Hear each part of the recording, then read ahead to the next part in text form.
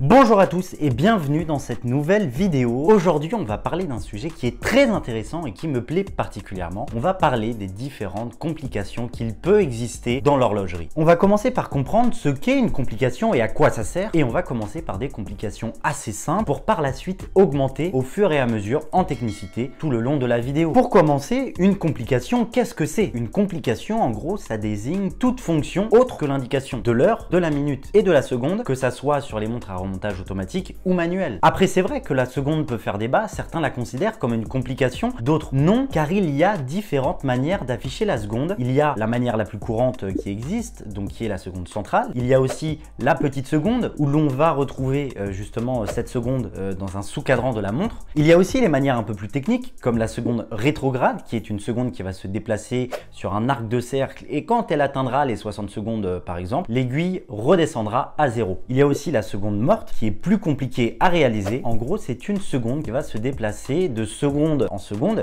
exactement de la même manière qu'une montre à quartz, donc une montre à pile, sauf que ce n'est pas une montre à quartz. D'où le fait qu'elle soit compliquée à réaliser. Une autre subtilité, c'est que l'on admet toutefois aussi que le tourbillon et le système de remontage automatique sont des complications, bien que les deux ne correspondent pas totalement à la définition même de la complication. Les complications, si vous voulez, ce sont des modules que l'on ajoute au mouvement de la montre. Plus il y a de complications, plus la montre est complexe et fait preuve d'un grand savoir-faire horloger, notamment quand on met plusieurs complications dans un boîtier très fin. Pour l'aspect historique, c'est vrai que quand le quartz est arrivé, beaucoup de personnes à cette époque ont perdu l'intérêt d'avoir une montre à complications ou même tout simplement une montre à aiguille, car le quartz était plus performant, plus précis et coûtait moins cher. Les complications ont surtout permis de redécouvrir l'art horloger durant le début des années 1980 et elles ont aussi permis le développement de la montre traditionnelle comme on l'entend. De nos jours, avoir une montre avec une complication ne sert plus réellement à grand chose. C'est plus pour la beauté de la pièce et pour le savoir-faire qu'il y a derrière, car c'est là que l'on reconnaît bien l'art horloger. Les complications les plus basiques, enfin celles que nous retrouvons le plus souvent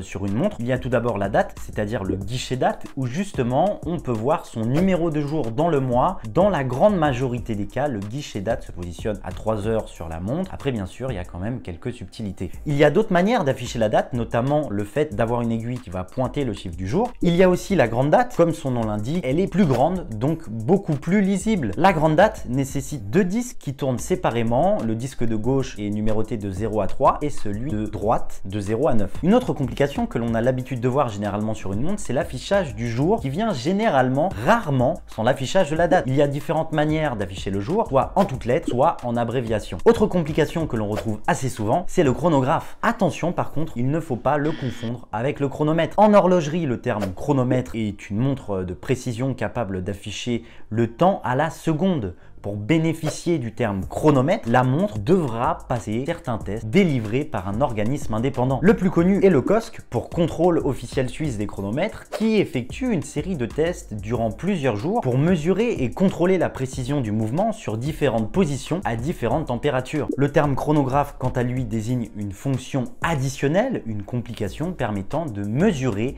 des intervalles de temps courts en secondes ou en minutes. La montre est donc équipée de deux mécanismes, l'un sert à afficher l'heure et l'autre va être dédié à mesurer ce temps. C'est pour cela que l'on retrouve dans la grande majorité des cas un chronographe avec 3 compteurs. Après, il existe différents types de chronographes, comme le chronographe flyback, la fonction flyback ou retour en vol en français, a été inventé au milieu des années 1930 pour aider la navigation aérienne. Il se trouve que la manipulation d'un chronographe classique pour enchaîner des mesures prend pas mal de temps et c'est aussi contraignant, surtout à l'époque, pour les pilotes qui étaient très souvent équipés de gants. D'ailleurs, cette complication a été créée spécialement pour eux.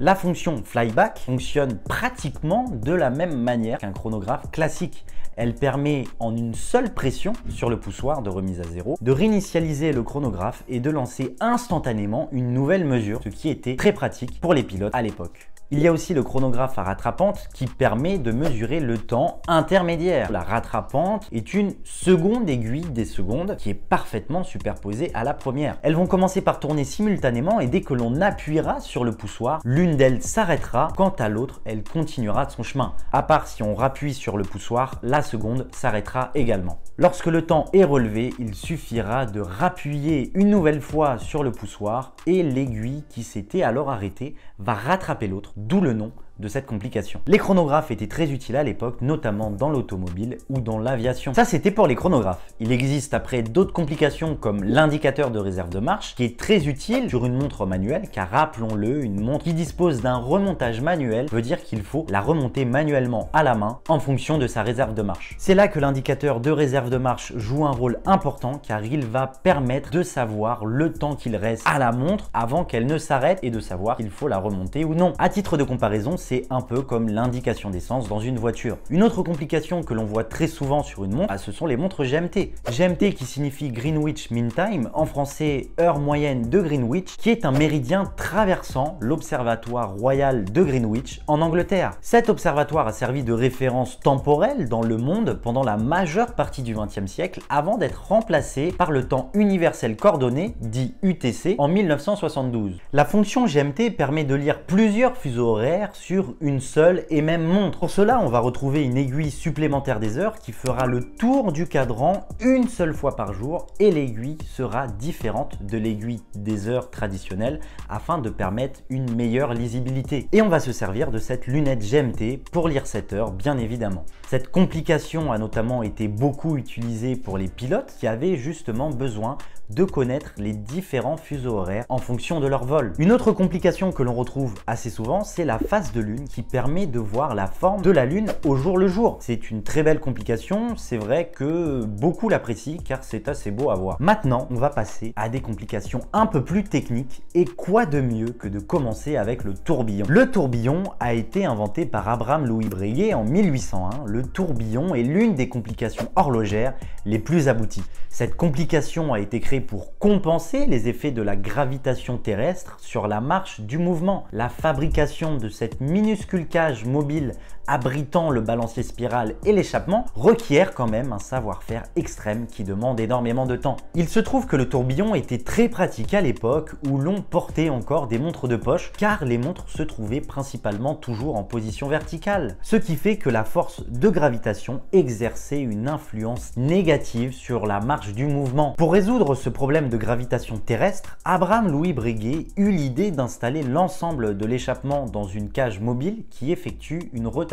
complète chaque minute. On appelle un tourbillon volant quand la cage du tourbillon lui permet de tourner tout en étant tenu par un seul côté, ce qui lui donne cette impression de flotter dans les airs. Il y a aussi le gyrotourbillon qui est bien plus compliqué et bien plus technique. On a vu qu'un tourbillon classique tourne autour d'un seul axe, tandis que le gyrotourbillon tourne autour de plusieurs axes, ce qui lui permet d'avoir une rotation autour des différents axes afin de passer par l'ensemble des positions possibles, ce qui lui permet de s'affranchir totalement des effets de la gravité en les compensant dans toutes les directions possibles. D'ailleurs, il existe des montres avec plusieurs tourbillons et plusieurs gyrotourbillons, ce qui est quand même assez fou. Maintenant, le tourbillon est plus là pour démontrer l'art horloger à proprement parler. À présent, je vous ai sélectionné quelques complications horlogères que j'apprécie. Bien sûr, il en existe plein d'autres, mais bon, ça mériterait une autre vidéo pour en parler. D'ailleurs, dites-moi dans les commentaires si vous souhaitez une autre vidéo dédiée aux complications horlogères que l'on peut retrouver dans une montre. Dites-le dans les commentaires. Une autre complication qui est très sympa, c'est le quantième manuel. Le quantième manuel se situe à mi-chemin entre le calendrier simple qui exige 5 corrections manuelles par an à la fin des mois de moins de 31 jours et le quantième perpétuel qui nécessite pratiquement aucun changement, enfin si quand même, mais ça on va le découvrir juste après. Le quantième annuel est une complication qui permet de tenir compte du fait que les 12 mois de l'année n'ont pas tous le même nombre de jours. Il nécessitera donc qu'une intervention par an, à part quand l'année est bissextile, où là justement il faudra le régler une seconde fois dans l'année. Une complication qui prend en compte cette petite subtilité, c'est d'ailleurs une complication que j'apprécie beaucoup, c'est le quantième perpétuel. Le QP est une complication horlogère qui consiste à afficher le jour du mois, le mois et la position de l'année dans un cycle des années bissextile et de manière automatique, c'est-à-dire sans la moindre intervention ou du moins jusqu'au 1er mars 2100. Là par contre, il faudra corriger le quantième perpétuel car c'est propre à notre calendrier et justement cette année-là, comme 3 siècles sur 4, cette année sera non bissextile, car une année a 365 jours, mais tous les 4 ans, on compte un jour de plus. Le 29 février apparaît sur le calendrier. C'est ce que l'on appelle une année bissextile qui comporte donc 366 jours. C'est ça qui est quand même assez fou avec un QP. En gros, si la montre continue à marcher, vous n'aurez plus jamais besoin de la régler, du moins jusqu'au 1er mars 2100. D'ailleurs, savez-vous qu'il existe une complication qui prend en compte justement ce petit défaut sur le quantième perpétuel, et cette complication s'appelle le quantième séculaire. Là déjà, on a pu voir des complications très intéressantes. Je vous en ai sélectionné deux autres que l'on va découvrir tout de suite. Une complication qui est très belle et qui nécessite un grand savoir-faire, c'est la répétition minute. En gros, la répétition minute permet à une montre de sonner les heures, les quarts et les minutes en actionnant un poussoir. Ce qui est quand même assez fou. En gros, il y a deux petits marteaux qui vont venir frapper contre des fils d'acier appelés timbres et ils vont produire un son. Cette complication était très utile avant qu'il n'y ait l'électricité et elle permettait de connaître l'heure la nuit ou du moins dans le noir. La dernière complication dont je vais vous parler, c'est l'équation du temps. Cette complication est rare car elle est compliquée à réaliser. Premièrement, on est d'accord, la Terre tourne autour du Soleil. On est d'accord aussi que la Terre a une trajectoire elliptique autour de ce Soleil. Et d'ailleurs, son axe est légèrement incliné par rapport au plan de l'équateur. Autre subtilité, il existe deux temps. Il y a le temps conventionnel que l'on a, c'est-à-dire le temps 24 heures que l'on connaît, et le temps solaire. Il se trouve que ces deux temps ne sont pas les mêmes.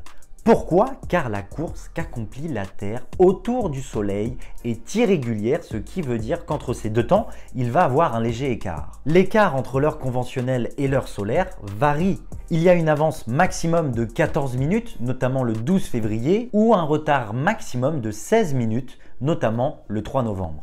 En gros, sur les montres qui disposent de cette complication, on peut visualiser sur le cadran l'heure conventionnelle et aussi une indication avec le nombre de minutes de décalage en plus ou en moins en fonction de l'heure solaire.